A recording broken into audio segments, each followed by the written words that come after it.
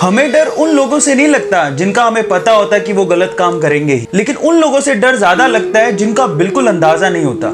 Super 30 की बात मैं क्यों कर रहा हूं, मैं उसका रीजन बताऊंगा। तो मैं आप सबसे कहूंगा ध्यान से सुनिए। जब मैंने वो खबर पढ़ी तो मैंने कहा यार हाइक पे न्यूज आ रहा है, ये क्या आ रहा है। आई वो शॉक्ड। क्या लिखा हुआ था कि उन्हीं के एक्स स्टूडेंट है, उन पे फोर्जरी एक फोर्जरी का एलिगेशन लगाया है कि वो लोग वो जो कर रहे हैं अपने इंस्टीट्यूट में वो गलत, सारा कुछ गलत काम हो रहा है वहां पे। कैसे हो रहा है? यहां सुपर 30 के बारे में ना 3 से 4 मिथ है जो मेरे दिमाग में भी थे आज से 5 दिन पहले, लेकिन 5 दिन में मैंने बहुत अच्छे से रिसर्च करा, मालूम पड़ा ये तो सब काला है। And I was shocked.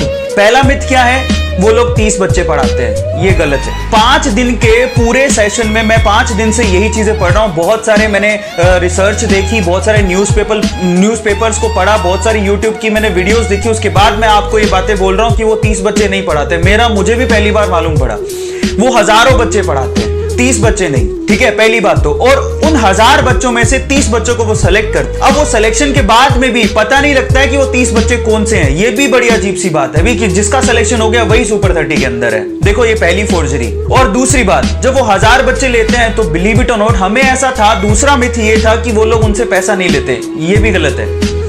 उन्होंने एक दूसरी संस्था बना रखी है रामानुजन के नाम से, ऐसे कुछ नाम है उनके नाम से, और वहां पर आनंद सर बच्चों को भेजते हैं और उनसे 32 से 33 हजार रुपया पर स्टूडेंट लिया जाता है 1 साल का। अब ये भी, एंड आई वाज शॉक्ड। ठीक है फीस कम है, लेकिन फीस तो है। आप क्यों दुनिया को बता रहे हो कि हम लोग फ्री में पढ़ाते हैं? और सीरियसली मुझे बड़ा दुख हुआ। ये दूसरा मिथ है जो हम लोग नहीं जानते थे, मैं तो नहीं जानता था। 32 से 33 हजार रुपया वो लेते हैं पर स्टूडेंट, और हॉस्टल का चार्ज अलग। और वो हजारों बच्चों में से 30 बच्चों को सेलेक्ट करते हैं और फिर उनका नाम डिस्क्लोज नहीं करते कि हमने किसको सेलेक्ट किया।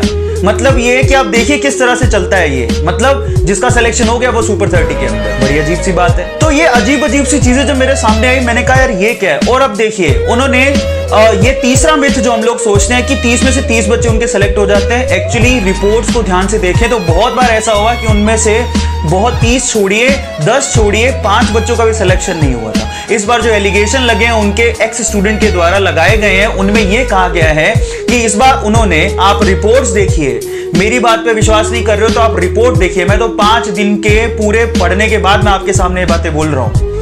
मतलब रिपोर्ट ये है कि 30 में से उन्होंने, इस बार क्या हुआ, फिल्म आ रही है ना, फिल्म आने के चक्कर में, क्योंकि अगर 30 में से कुछ सिलेक्शन ही नहीं हुआ, ठीक है, तो उनका इमेज डाउन हो जाएगा। मूवी कैसे बनेगा? मूवी बन रहा है तो उन्होंने 26 बच्चे दिखा दिए कि हमारे यहां से आईआईटी के अंदर 26 बच्चे सेलेक्ट हुए।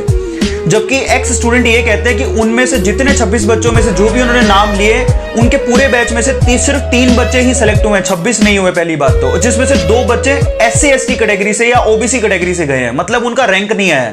और एक बच्चा जरूर है जो कि एडवांस में क्लियर किया, लेकिन उसके मार्क्स इतने कम थे कि उसको आईआईटी मिला ही नहीं। ये भी एक सच्चाई है।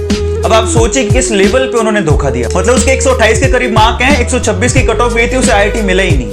अब ये है सच्चाई। हम लोग सोचते हैं कि 30 में से 30 बच्चे या 25 बच्चे सेलेक्ट हो जाते हैं, ये भी गलत है।